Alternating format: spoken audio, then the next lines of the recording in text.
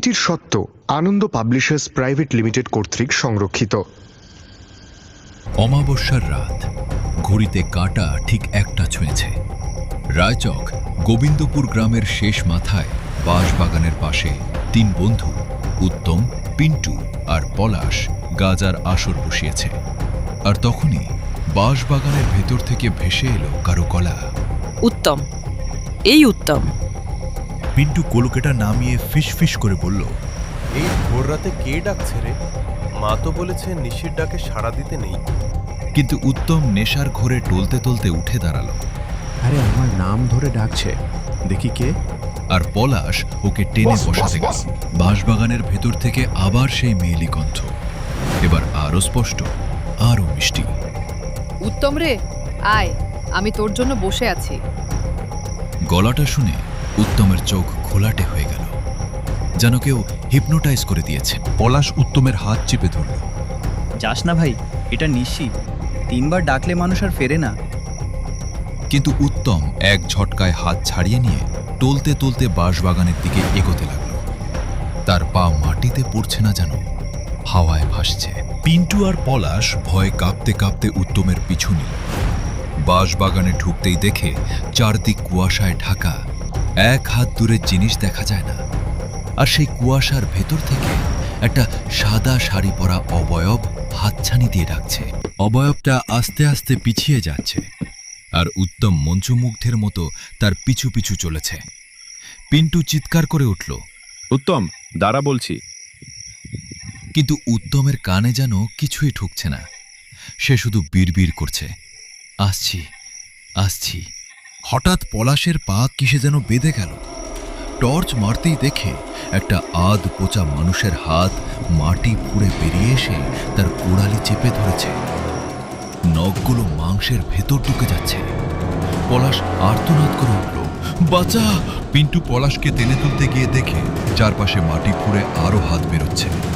সবাই ওদের তিনজনকে টেনে নিচে নামাতে চাইছে, আর বাঁশপাতার ফাঁক দিয়ে শত শত জ্বলন্ত চোখ ওদের দিকে তাকিয়ে আছে। এদিকে উত্তম ততক্ষণে সেই সাদা শাড়ির কাছে পৌঁছে গেছে।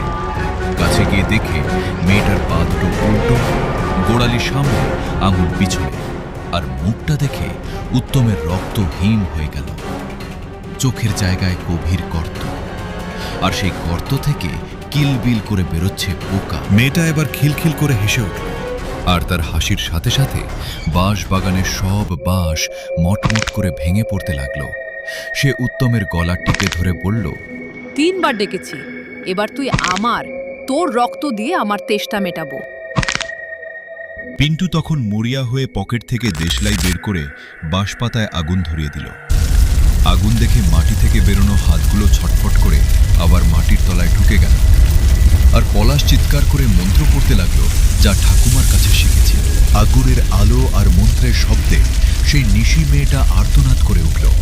তার সাদা শাড়িতে আগুন ধরে গেল, চামড়া পুড়ে কালো হয়ে খসে খসে পড়তে লাগলো। ভেতর থেকে বেরিয়ে এলো কঙ্কালের কাঠামো।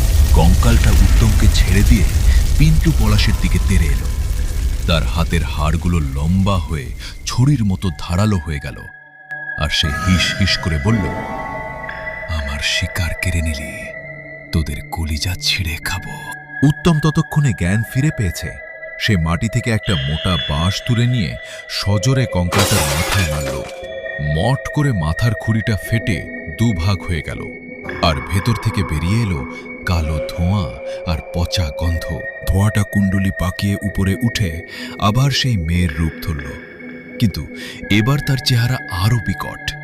জিভটা মাটি পর্যন্ত ঝুলছে, আর শেষে তিনজনের দিকে তাকিয়ে অভিশাপ দিল, আজ বেঁচে গেলি, কিন্তু প্রতি অমাবস্যায় আমি আসব, তোদের ঘরের দরজায় কড়া নাড়ব। এই বলে মেয়েটা হাওয়ায় মিলিয়ে গেল, আর সাথে সাথে বাঁশবাগানের কুয়াশাও কেটে গেল।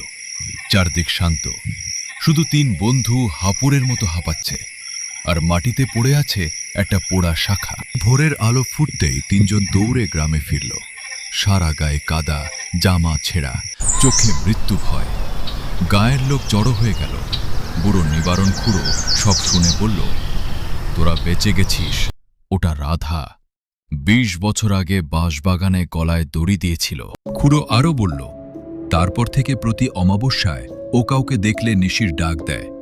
3 বার নাম ধরে ডাকলেই সে ছেলে আর ঘরে ফেরে না। বাঁশবাগানেই তার লাশ ঝুলতে দেখা যায়। উত্তমের জ্বর এলো 7 দিন। জ্বরের ঘরে সে শুধু বিড়বিড় করত, আসছি আসছি। আর মাঝরাতে ঘুম ভেঙে দেখত জানালার বাইরে একটা সাদা শাড়ি পরা কেউ দাঁড়িয়ে আছে, উল্টো পা, হাতছানি দিয়ে ডাকছে। পিন্টু তাবিজ কবচ নিল, পলাশ গলায় মাদুলি পড়ল। কিন্তু রাত 12টার পর থেকে 3 জনের বাড়ির চালে কেউ ইট ছোড়ে, দরজায় নখ দিয়ে আঁচড়ানোর শব্দ হয়, আর বাইরে থেকে ভেসে আসে, উত্তম, পিন্টু, পলাশ। গ্রামের পুরোহিত বলল, বাঁশবাগানে যজ্ঞ করতে হবে, তার আত্মার শান্তি হয়নি। সেই মতো অমাবস্যার দিন যজ্ঞ হল। আগুনে ঘি পড়তেই বাঁশবাগানের ভেতর থেকে একটা নারী কণ্ঠের আর্তনাদ ভেসে এলো। তারপর সব শান্ত। যজ্ঞের পর 1 মাস সব ঠিক ছিল, কিন্তু পরের অমাবস্যায় আবার রাত 1টায় পলাশের ঘরের দরজায় ঠক ঠক শব্দ। বাইরে থেকে মিষ্টি গলায় কেউ ডাকল, পলাশ, দরজা খোল, আমি এসেছি। পলাশ কাঁথা মুড়ি দিয়ে পড়ে রইল, সাড়া দিল না। কিন্তু সকালে উঠে দেখে দরজার বাইরে তার নাম লিখে আলতা দিয়ে আঁকা একটা উল্টো পায়ের ছাপ, আর পাশে পড়ে আছে একটা জবা ফুল, রক্তের মতো লাল। 3 বন্ধু এখন রাত হলেই এক ঘরে ঘুমায়, আলো জ্বালিয়ে রাখে। তবুও মাঝরাতে ঘুম ভেঙে গেলে দেখে ঘরের কোণে কেউ বসে আছে, সাদা শাড়ি, খোলা চুল, মুখ দেখা যায় না, শুধু ফিসফিস শব্দ। 3 বার ডাকবো, সারা দিবি? উত্তম শহরে পালিয়ে গেল, ভাবল বাঁচবে। কিন্তু নতুন বাসা ল্যান্ডফোনে রোজ রাত 1টায় কল আসে। ওপাশ থেকে শুধু বাঁশ পাতার সনসন শব্দ আর একটা চাপা কান্না। কিরে, আমাকে ভুলে গেলি? রায়চক গোবিন্দপুরের লোক এখন অমাবস্যার রাতে বাইরে বেরোয় না। সন্ধ্যার পর বাঁশবাগানের রাস্তা এড়িয়ে চলে, কারণ সবাই জানে রাত 12টার পর বাঁশবাগান থেকে আজও ভেসে আসে তার ডাক। নিবারণ খুড়ো মরার আগে বলে গেছে, নিশির ডাক একবার এড়ালেও সারা জীবন পিছু ছাড়ে না। ও শুধু সময়ের অপেক্ষা করে, যখন তুই দুর্বল হবি, একা হবি, তখন আবার 3 বার ডাকবে। গত অমাবস্যায় পলাশের ভাই মাঝরাতে ঘুম থেকে উঠে পলাশকে বলেছে, জানলার বাইরে একটাকে যেন দাঁড়িয়ে তোকে ডাকছে, বলছে দরজা খুলতে। শুনে পলাশের গায়ের রক্ত জল হয়ে গেছে। শ্রোতা বন্ধুরা, রায়চক গোবিন্দপুরের বাঁশবাগান আজও আছে, আর অমাবস্যার রাত আজও আসে। তাই রাত 1টায় যদি কেউ তোমার নাম ধরে মিষ্টি গলায় ডাকে, ভুলেও সাড়া দিও না, জানালা খুলো না, কারণ নিশির ডাক একবার শুনলে ফেরার পথ থাকে না।